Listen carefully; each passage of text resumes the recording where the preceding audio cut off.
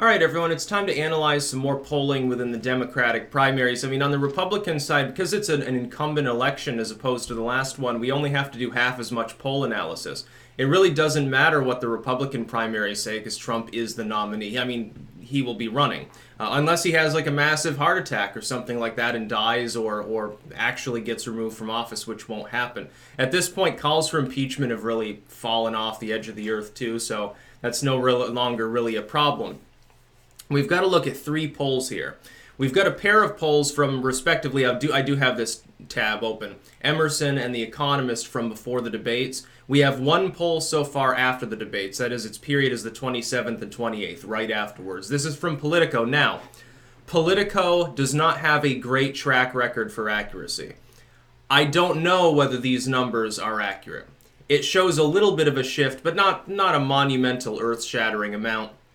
And some of the results, I would assume, would be a little bit odd, like a shift downwards for Warren, for example. I would consider odd after the first row of debates, or maybe a significant rise for some candidate. But let me go through this and look at these.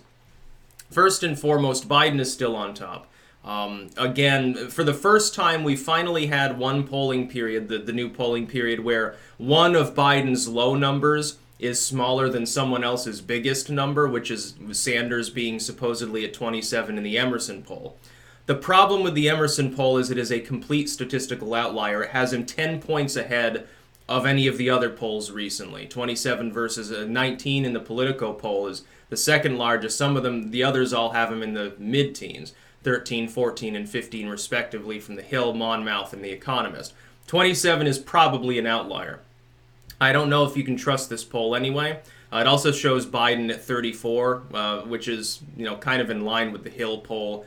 But there are some wonky numbers there, and I'm not sure. I think it's underestimating the fact that there's a small amount of support for the smaller candidates, and I'm not sure whether they asked people about all the candidates. Maybe they compacted it more. So maybe Sanders is just a strong second-choice candidate, like people who support some of the left-wing individuals on the bottom. They're like, well, it'll be... I support, Gabbard, but if she's knocked out, I would support Bernie Sanders or something like that. It's possible that was their methodology. If we look, though, just at the newest post-debate poll, again, keeping in mind aggregated numbers are accurate, or at least more accurate. They're kind of accurate. Single polls are rarely fully accurate. Some of these numbers are almost invariably going to be wrong. This puts Biden on 33, that's roughly in line with the aggregate. It shows him about stable, which I can imagine would be the case. I think his debate performance was good enough to keep him where he is, but not good enough to sort of seal the deal, which is natural.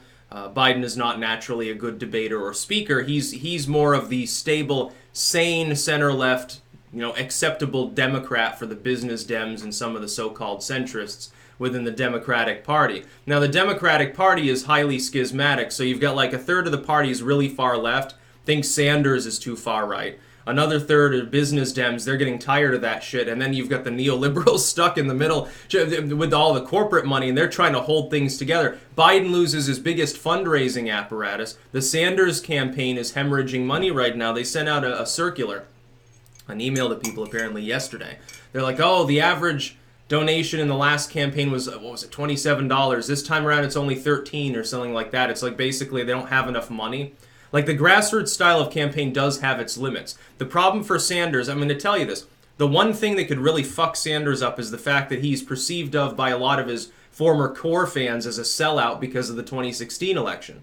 They wanted him to stand on principle and not endorse Hillary Clinton. They wanted him to stand aside and say, I'm not going to make an endorsement because the revolution continues and she doesn't represent the kind of ideological values I have. The problem is he intended to run again, and if he had done that, it would have been political suicide. The Democrats would have come around him like a fucking mountain, rolling down a hill. It would have crushed him completely. He and his fans cannot stand against that kind of thing. Would have been a free-for-all. Then we have Sanders on 19. This, again, is roughly in line with the aggregate. It shows Warren at 12. Now, this is also, it's funny because the Economist poll had her at 19. That had showed a rise, like in line with the rise. The Politico poll shows her stabilizing at 12, which is sort of the aggregated number, 12.6. Harris at 12, which shows her having a significant rise of about 5 points. That I can imagine too. I'm not sure that I would believe that it would be that much, though.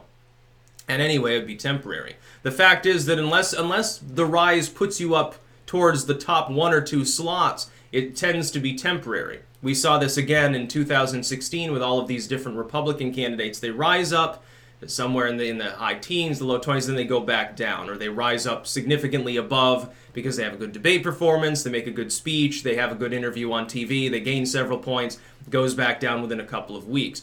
I would expect, generally speaking, the numbers that you see will remain stable unless something significant happens. That's just the tendency. If they do deviate, it's usually temporary and they regress back to that mean. If that is in fact the case, the only thing that can stop Biden is he loses in Iowa and Sanders comes out of nowhere, wins that in New Hampshire and looks more electable and suddenly gains steam, or like Warren grabs Nevada and sweeps Super Tuesday or something like that. Buttigieg, it shows, at exactly his numbers have been so remarkably stable for so long. Literally 666 there with Emerson, Economist, and Politico. That's probably because we've got a good aggregate there, because all the numbers pretty much agree with each other, even though all the other numbers can be wonky. I would say his support is, between 5 and 7%. It's somewhere within that general region, sort of rounding out the top 5. Beto's nowhere to be seen. In the latest round of polling, he's respectively got a 1, a 3, and a 2.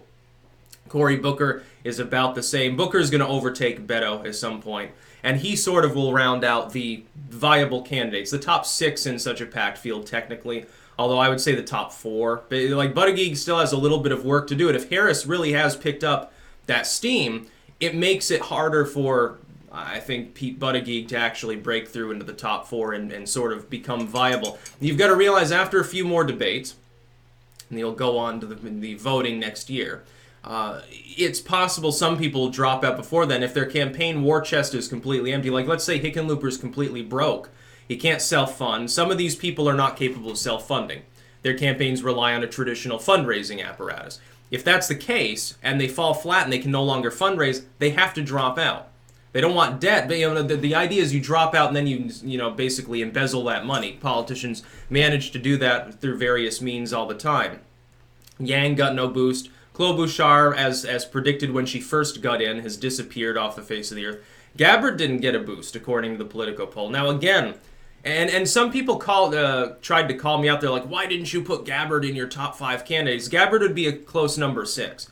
But I had to make a decision here, and the thing is, Gabbard did well. She became more visible. But did she do well enough, become visible enough to extend herself into electability in the minds of voters? I said no. It looks like I'm probably right. I think I am. She would be a strong candidate. If you fielded her against Trump, she'd actually have a chance. She'd be like if you put Buttigieg in front of Trump. These two particularly, Julian Castro pissed away his chance. So did Gillibrand. They're out too. Julian Castro with his pandering, Gillibrand with her attempt to be a firebrand that completely fell flat because, Harris happened to be on the stage. It didn't exactly work to have 2 Tiger Mom candidates up there, one of which is very, very white and erudite, and the other one of which was trying to expose herself for the first time to a wider audience. Really, that wasn't part of her core fan base. The latter, she succeeded. Harris did. Gillibrand did not. It's funny, then you have Yang, it's like he's dead in the water. He and Williamson, it was funny, tried to excuse themselves by saying MSNBC had tampered with their microphones and stuff like that. And it's like, okay, so you've got the two weirdo candidates, literally. I mean, one of them is preaching basically a form of communism, which is UBI. I used to be in favor of UBI many years ago until I really thought about the economic impact, and I realized, this will take the lower middle class and bunch it up with the most poor and even them out and make them more poor. It will take purchasing power from the middle class as well by raising the cost of goods and services and inflating the currency. The rich aren't going to care. $1,000 a month or whatever you want to give them doesn't matter to someone who's got billions of dollars. They don't notice the impact. The little people will. The bottom 50% of society get fucked. And so, no, I oppose UBI. It's an attempt to even out the lower rungs of society. It's a form of soft communism for the masses. That's literally what it boils down to. So he's got economic voodoo. He's a weirdo. And then Williamson was up there. I expected her to take out love beads and start meditating up on stage. She was arguably the craziest. But she wasn't even the biggest loser. It was Beto O'Rourke. Of the 2 debates, the biggest loser was Beto because he was the only one who'd had a really, truly poor performance that was technically a viable candidate. The rest of these people, they're not viable. Gillibrand's not viable. She never was. She never generated any traction. Klobuchar's never been viable. Williamson, I didn't even know she was in the race.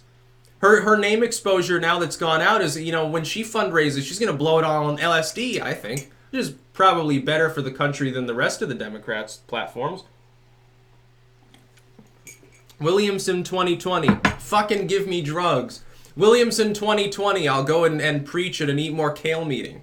Williamson 2020, the weird shit that I say is less harmful than anyone else on this fucking stage. That's what should be her campaign slogan. She should just make a mockery satire campaign about her own party at this point. She really fucking should, because the Democratic Party's falling apart. When I look at the people up on stage, getting away from polling analysis here for just a second, when I look at this stage, I don't see anyone who stands out. The only people that strike me as even electable are Biden and Buttigieg. Biden, because he's already been in the White House, he's been a VP, he's the dynastic old politician, so he looks the role because he's been one step from the role.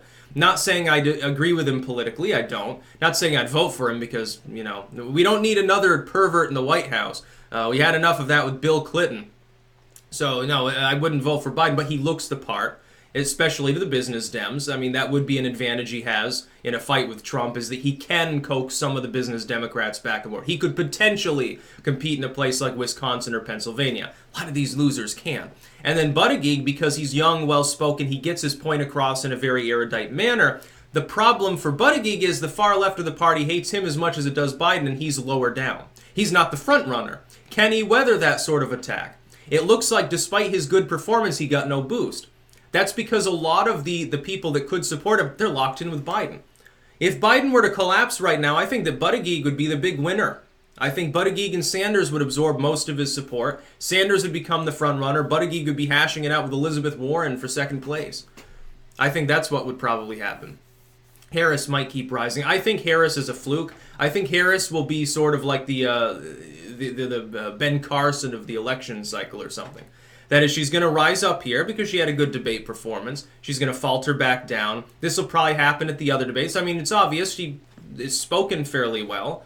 At least for a far-left crowd, you got to realize the people who are actually looking at these numbers and saying whether they do or do not approve of these people, in most of these polls, these are registered Democrats. That's who they're trying to poll. Registered Democrats, likely voters that lean left ideologically, groups like that. Yes, they're going to like what Harris said. Oh, she called Trump a racist and a sexist. She says she wants, health care for all, which is, say, more taxes. Education for all, more taxes. Student loan debt forgiveness. New Green Deal. Banning guns. So basically, it's a laundry list of far-left things.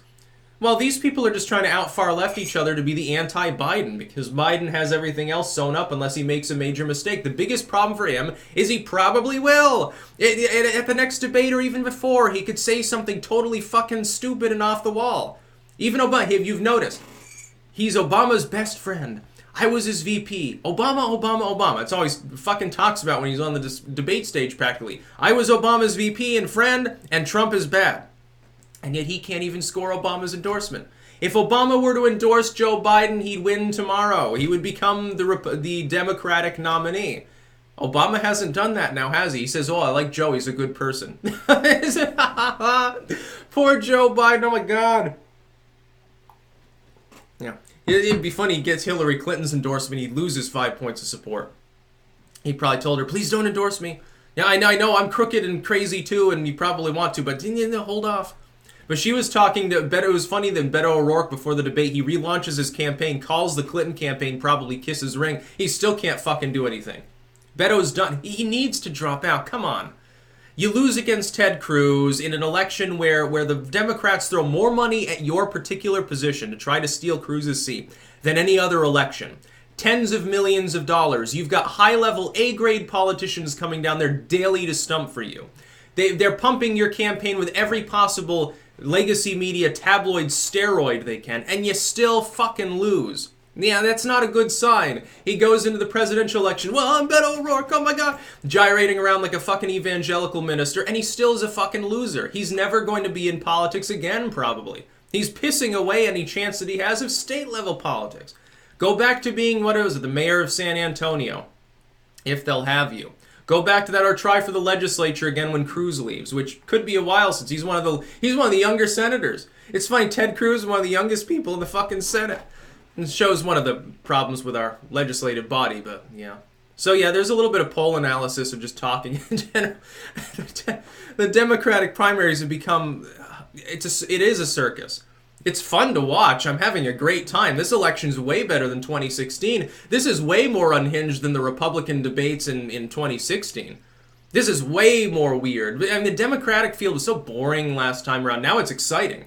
It's exciting because I can't wait for the next debate. I want to see what weird shit these people say.